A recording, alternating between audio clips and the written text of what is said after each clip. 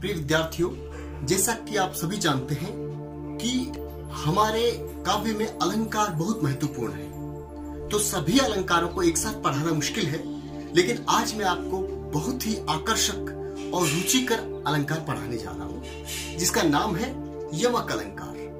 तो यमक अलंकार को पढ़ने से पहले मैं थोड़ा सा एक सरल रूप में उसकी परिभाषा आप तक पहुंचा देता हूँ। देखो, यमक अलंकार होता क्या है, इधर आइए बोर्ड पे। यमक अलंकार एक ही शब्द बार बार अर्थ हर बार अलग, यानी एक शब्द जो है उस काव्य पंक्ति में बार बार आएगा, लेकिन हर बार उसका अर्थ बदल जाएगा। यमक अलंकार के विषय में विस्तार से जानना हो तो हम इसके कुछ उदाहरण समझेंगे, और बहुत ही सुंदर और बढ़िया उदाहरण मैं आपको बता रहा हूं। देखो, कल मैं पालक खरीदने के लिए बाजार में गया, तो मैंने एक बच्चे से पूछा, छोटा बच्चा था 14-15 साल का, तो मैंने बोला उसको, अरे भाई पालक है क्या? तो उसने क्या जवाब दिया आपको पता है? उसने बोला, सर अगर पालक होता तो मैं पालक थोड़ी बेचता। यहाँ पे शब्द एक ही आया है लेकिन अर्थ बदल गए हैं। सर पालक होता तो मैं पालक थोड़ी बेचता। पहले पालक का मतलब है पालन करने वाला, यानी पिता, यानी अगर पिता होता तो मैं पालक थोड़ी बेचता, पढ़ाई करता। ऐसे ही एक बार जोर से बारिश होने का मौसम हो रहा था, चारों तरफ घटाएं छाई हुई थी, फिर जम के बारिश हुई और फिर घटाओं में पानी नहीं बचा। तो किसी ने कहा, काली घटा का घमंड घटा। एक ही शब्द बार बार आया है, देखो, काली घटा का घमंड घटा। पहले घटा का मतलब क्या हुआ? घटा बादलों वाली घटा, काली घटा, और दूसरे घटा का मतलब है कम होना, यानी घमंड कम हो गया। ऐसे ही मैं 3 सुंदर उदाहरण आपको और दूंगा, आप आनंद लीजिए।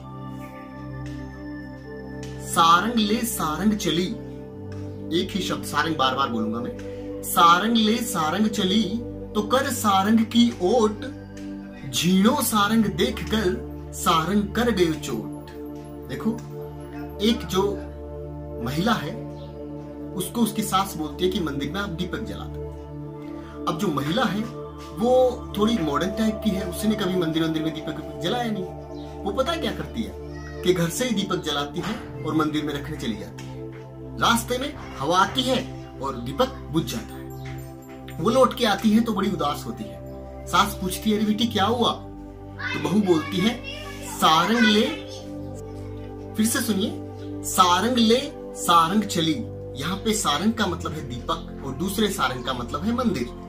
सारंग ले सारंग चली तो कर सारंग की ओट।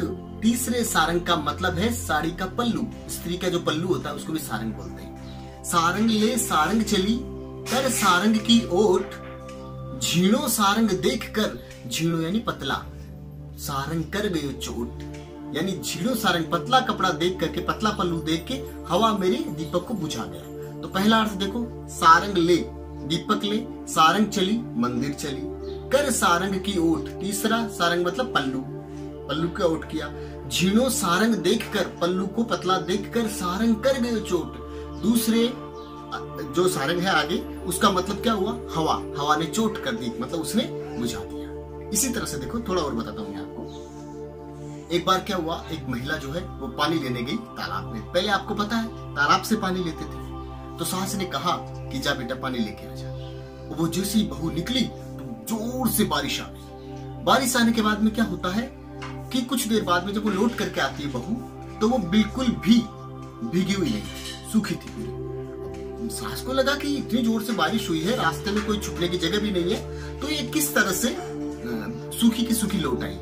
तो उसने पूछा, अरे बहू तुम पूरी सूखी कैसे लौट आई? रास्ते में कितनी तेज बारिश हुई है। तो पता है उसने क्या बताया?